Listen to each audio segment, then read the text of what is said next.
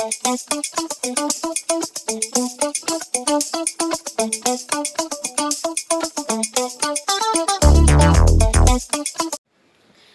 siang Pak Guru, selamat siang teman-teman. Perkenalkan, nama saya Ganita. Nama saya Alfarani. Di sini kami berdua akan menjelaskan mengenai diagram PT larutan. Langkah-langkah pertama yang kami akan lakukan adalah menggambar diagram PT larutan terlebih dahulu.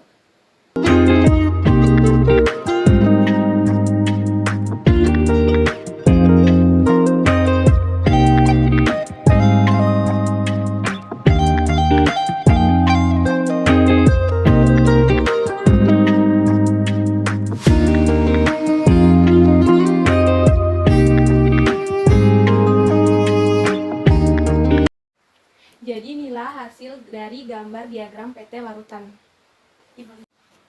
Diagram PT larutan atau diagram hubungan antar tekanan dan suhu dan perubahan fase larutan.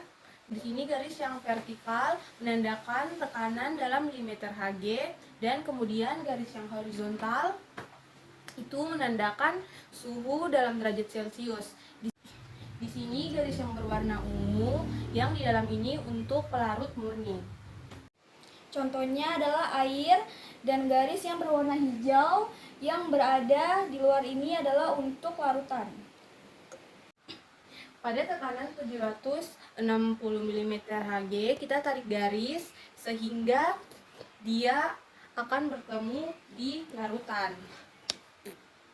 Dan pelarut murni di sebelah kiri. Kalau kita hubungkan untuk pelarut murni di sini menggambarkan ke bawah di suhu. Niatnya bertemu suhu 0. Suhu 0 itu adalah titik beku untuk pelarut H2O. Jadi ini adalah TF pelarut, titik beku F itu freeze dari pelarut, dan yang warnanya hijau. Yang warnanya hijau itu adalah titik beku larutan. Nah, jadi kita perhatikan ternyata titik beku pelarut itu lebih besar daripada titik beku larutan. Jadi terjadi penurunan titik beku. Kemudian yang sebelah kanan adalah titik-titik. Lihat, kita hubungkan ke atas ini yang berwarna ungu itu pelarut ya. Ke air yang di dalam ini yang warna ungu, kita tarik garis ke bawah ini yaitu titik didih pelarut. Kemudian yang warna hijau adalah titik didih larutan. Nah, ternyata titik didih larutan itu lebih tinggi daripada titik didih air. Jadi dia mengalami kenaikan. Nah, namanya itu adalah kenaikan titik didih. Kemudian kita perhatiin nih, pada suhu yang sama yaitu C memakan suhu yang sama, umpamakan suhu 100 derajat Celcius, kita tarik garis ke atas. Nah, ternyata larutan titik di bawah C itu mempunyai tekanan lebih rendah dibandingkan tekanan dari air, yaitu C. Nah, jadi kita patokannya air ya. Jadi airnya lebih tinggi, larutannya lebih rendah, berarti terjadi penurunan tekanan uap larutan. Nah, jenis-jenis garisnya di sini yang pertama ada EB atau garis pelarut. Nah, E ke B itu ada 3 fasa, yaitu padat, cair, dan gas. Untuk E ke B itu perubahan cair ke padat. Nah, cair ke padat itu membeku. Jadi, E ke B itu adalah garis beku untuk pelarut. Kenapa dia pelarut? Karena dia berada di dalam yang warna ungu ini. Kemudian FA karena dia di luar yang disimbolkan grafiknya itu yang berwarna hijau. Di sini adalah FA atau garis beku larutan. Kemudian EC atau E ke C yang berwarna ungu itu pelarut ya.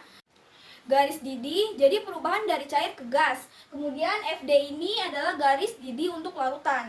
Nah, titik E dan F ini adalah titik triple. Apa itu titik triple? Titik triple itu terjadi keseimbangan fasa padat, cair, dan gas. Jadi pada titik ini ada padatnya, ada cairnya, dan ada gasnya.